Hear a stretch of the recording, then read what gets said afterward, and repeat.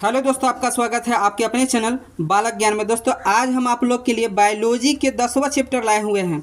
आपसे रिक्वेस्ट है कि वीडियो अंत तक देखिएगा, सारा का सारा जो है यूजफुल होने वाले हैं। तो चलिए शुरू करते हैं। पहला जो क्वेश्चन है, पास्चुराइजेशन क्या है।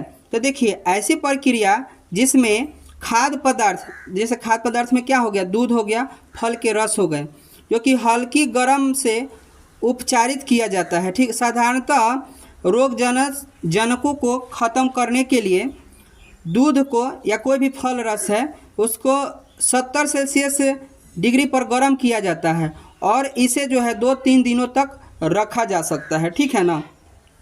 खाने का मतलब दोस्तों है ना कि एक प्रक्रिया है जिसमें दूध चाहे फलों को रस को 70 सेल्सियस पर कुछ समय के लिए 10 मिनट के आसपास के लिए गर्म किया जाता है और फिर उसे छान के रख दिया जाता है ताकि ये 2-3 दिनों तक रह सके। ठीक है ना।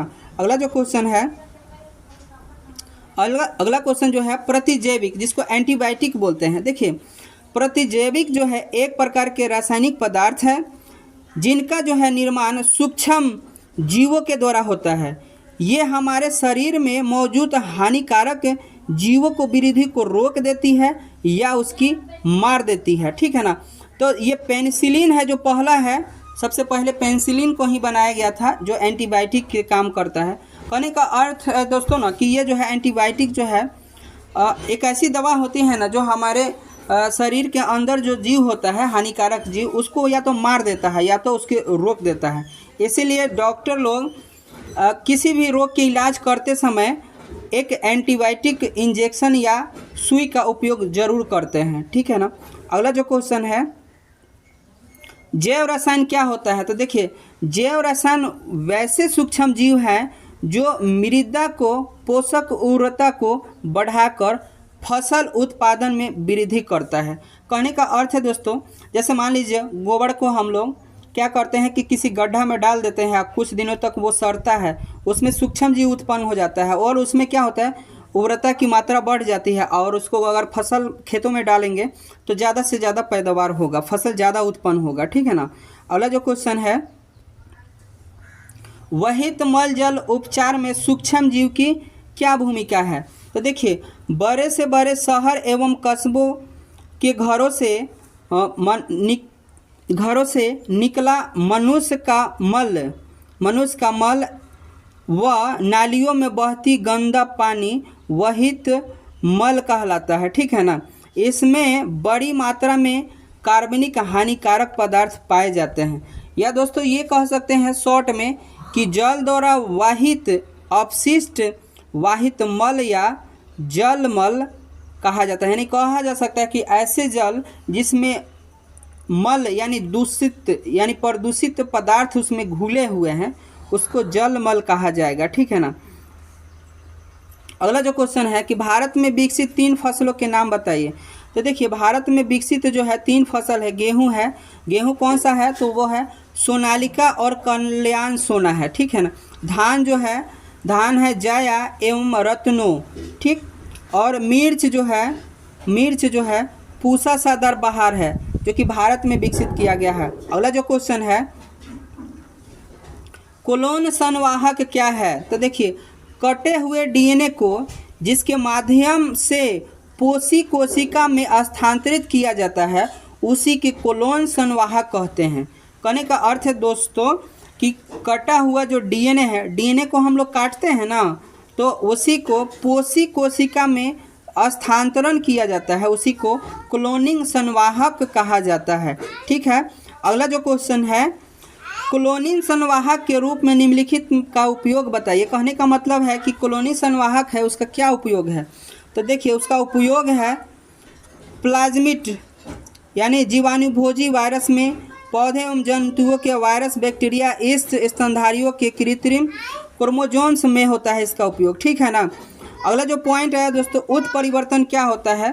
तो जीन के अंदर आधार अनुक्रम में परिवर्तन के द्वारा जो आनुवांशिक विभिन्नताएं पैदा होती है वो उत्परिवर्तन कहलाती है। कहने का अर्थ है दोस्तों, जो डीएनए क्रोमोसोम होता है ना, उसके जीन में जो हेर फेर होता है, गड़बड़ी हो जाता है, उसके कारण जो विभिन्नताएं उत्पन्न होती है उसको उत्परिवर्तन बोलते हैं। ठीक है, अगला जो क्वेश्चन है,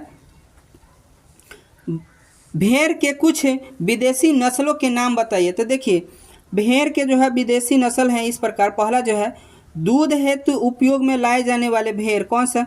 बलूची है, बलेचियन है, सिरगजा है। ये जो है दूध उत्पन्न करने वाला भेड़ है। अगला जो पॉइंट है, जो ऊन उत्पन्न करने वाला भेड़ है वो है मेरिनो, रोमनी, मार्स, एस्पोरम। ये सारे के सारे जो हैं इस देश में पाए जाते हैं। ठीक है, आप नोट कर लीजिएगा इसको।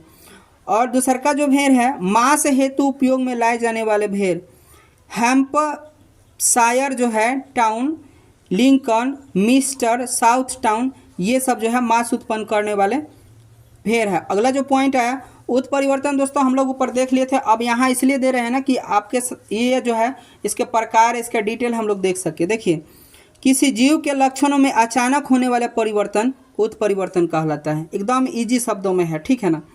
अगला जो इसी का पॉइंट है क्या है, उत्परिवर्तन जो है कायिका कोशिका, जनन कोशिका दोनों में हो सकती है।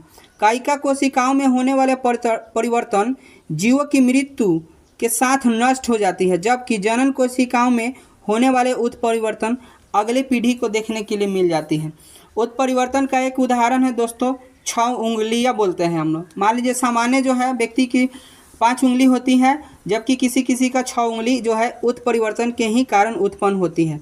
इसके बारे में सबसे पहले ह्यूगो डी ब्राइज वैज्ञानिक ने 1901 में उत्परिवर्तन सिद्धांत के बारे में बात किए थे।